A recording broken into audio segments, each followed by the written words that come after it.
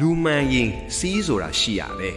လောကမှာရှင်သန်နေထိုင်တဲ့အခါတယောက်နဲ့တယောက်မတူညီတဲ့ပတ်ဝန်းကျင်မတူညီတဲ့စိတ်နဲ့စိတ်ထားတွေရှိကြပါတယ်ဒါပေမဲ့လူပြီးထားသူတိုင်းမှာရှိတဲ့အရာတစ်ခုကတော့စီးပဲဖြစ်ပါတယ်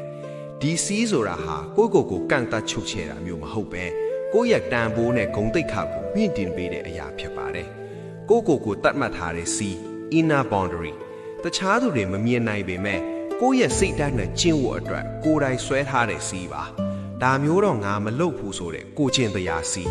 ဒါမျိုးတော့ငါမပြောဘူးဆိုတဲ့နှုတ်ဆောင်စီးဘလောက်ပဲအခွင့်အရေးရမတရားတဲ့အရာဆိုရင်ညင်းပယ်နိုင်တဲ့စိတ်ဓာတ်သူတစ်ပါးအပေါ်ထားရှိရမယ်စီး social boundary ရင်းနှီးသည်ဖြစ်စေမရင်းနှီးသည်ဖြစ်စေတစ်ဖက်သားရဲ့လွတ်လပ်ခွင့်နဲ့ပုံကိုရေးရာတွေကိုလေးစားခြင်းပါတခြားသူရဲ့စိတ်မချမ်းသာစရာကိုဟာတာလုပ်ပြီးမစနောက်ခြင်းခွေးပြုချက်မရှိပဲသူတစ်ပါးရဲ့ပိုင်ဆိုင်မှုနဲ့လျှို့ဝှက်ချက်တွေကိုမထိပါခြင်း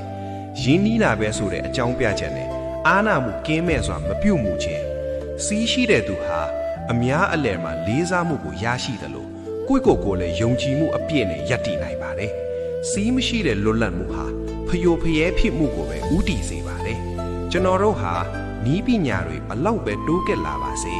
စိတ်သက်ပိုင်းဆိုင်ရာစီးတွေမရှိတော့ဘူးဆိုရင်လူပြီးထားတဲ့အရေးအချင်းတွေညော်နေလာပါလိမ့်မယ်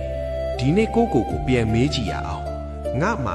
လူပြီးထားဖို့အတွက်ခိုင်မာတဲ့စီးတစ်ခုရှိရဲ့လား